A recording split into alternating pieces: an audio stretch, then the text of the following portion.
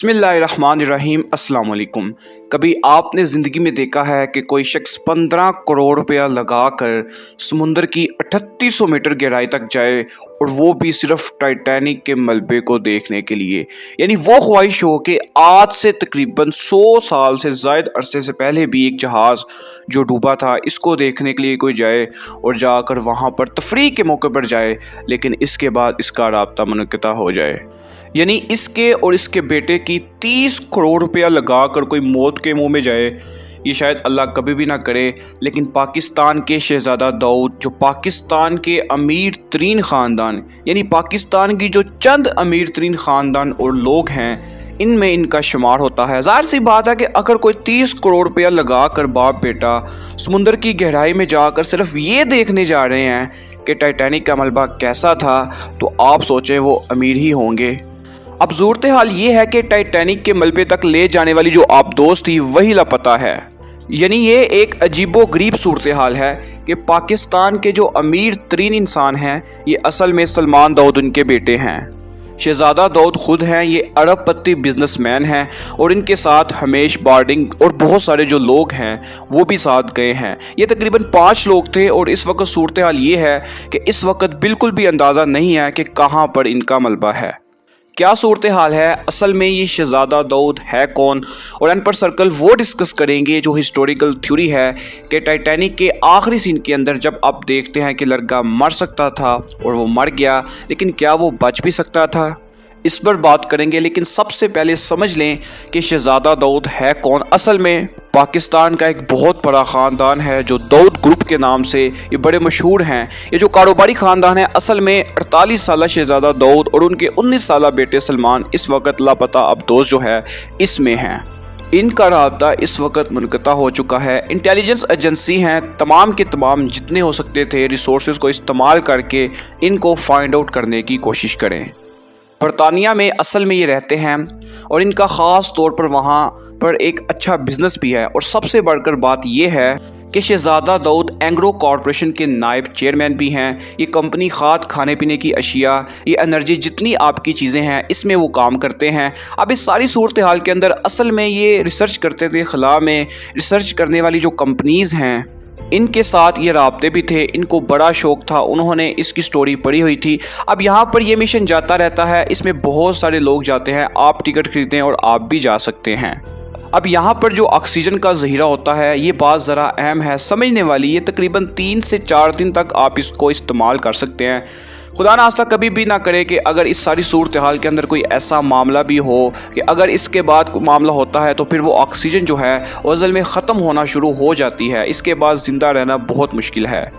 अब इस सारी सूरत हाल के अंदर असल में ये जो ख़ास तौर पर ये मामला है, इसमें अगर कोई मसला हो जाता है तो याद रखें वो सबसे पहले अपना पेलोड गिराते हैं, जिससे उसका वज़न हल्का हो जाता है और वो फिर सतह पर आ जाती है। ये असल में ऐसी सूरत हाल होती है। अब यहाँ पर एक ऐसा मामला है कि अगर ऐसी सूरत हाल हो जाती है तो फिर वो इंतज़ार कर रही होती है कि कोई हमें आकर फाइंड आउट करे। तो इनके पास ये जो 70 से 96 घंटे होते हैं, ये बहुत ज़्यादा टाइम होता है, इसमें आप इनको फाइंड आउट कर सकते हैं।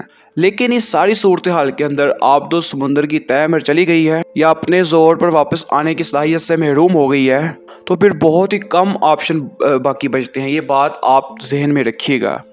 देखिए, गोताखोर तो इतनी नीचे नहीं जा सकते। अगर आबदोज़ का कोई ढांचा अपनी हालत में मौजूद है, 200 मीटर से ज़्यादा की गहराई में मौजूद है, तो फिर बहुत कम ही जहाज़ ऐसे हैं जो इतनी गहराई तक जा सकते हैं। ये भी एक प्रॉब्लम है, बहरहाल हम दुआ कर सकते हैं। और सबसे पहले ये समझिए असल में कि ये जो टाइटैनिक का मलबा है इसको देखने की ये मुहिम क्या होती है।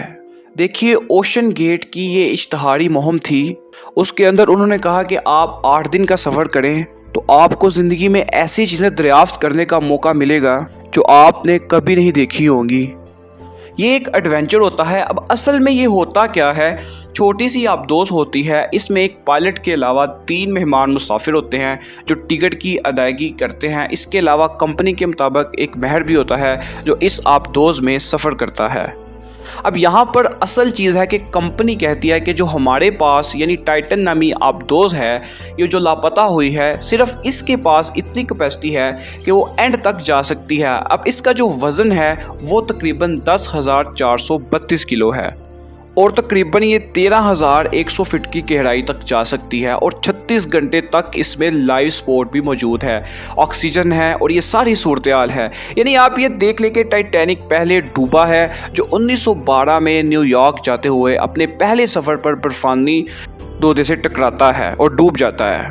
250 मुसाफिर और अमले के अरकान में से 1500 से ज़्यादा इसमें हलाकत हुए थे और 1985 में फिर जब ये दरियाफ्त हुआ, फिर इस पर फिल्म बनाई गई। अब वो जो फिल्म थी, इसका एक बड़ा क्लाइमेक्स है कि हमेशा ये बात की जाती है कि क्या टाइटैनिक के आखिरी सीन के अंदर हीरो बच सकता था या नहीं बच सकता था। ये एक कहानी है।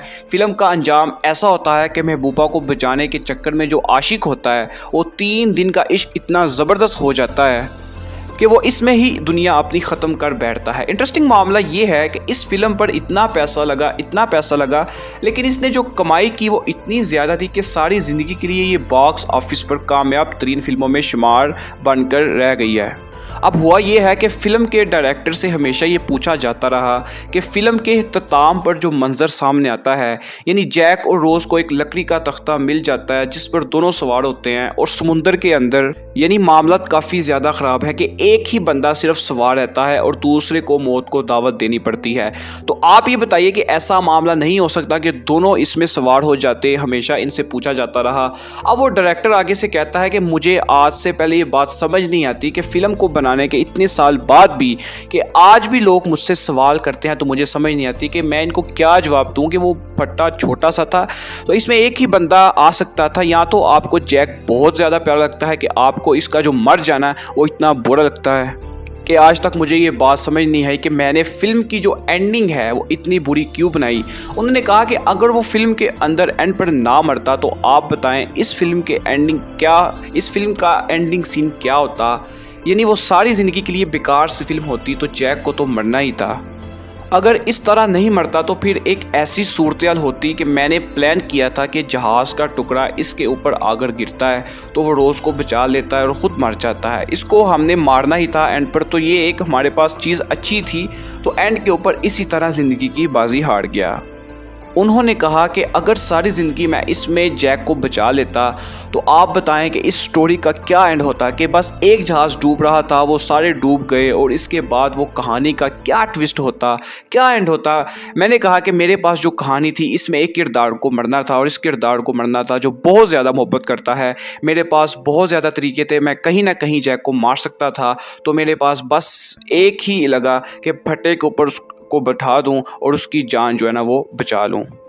रोज़ की जान बचाता बचाता वो खुद चला जाता है। दोनों की कोशिश करके मैंने आपको फिल्में दिखा दी, दोनों नहीं ठहर सकते थे, तो लिहाजा एक ही मेरे पास ऑप्शन थी। आप जो मर्ज़ी कह लें, मैंने ऐसे किया, मैंने वैसे किया, तो लास्ट ऑप्शन ये भी मेरे पास कि जहाज़ जब उल्टा है तो इसमें से वो जैक का हाथ छोड़ देता है तो वो पानी में गिर जाता है और वो बच जाती है। कुछ ऐसा भी मामला हो सकता था, शायद आपको वो भी ना पसंद आता, लेकिन एक बंदे को मरना था और वो बंदा जैक था, जैक को मार दिया गया। इन्फॉर्मेटिव टीवी को सब्सक्राइब करना मत भूलिए।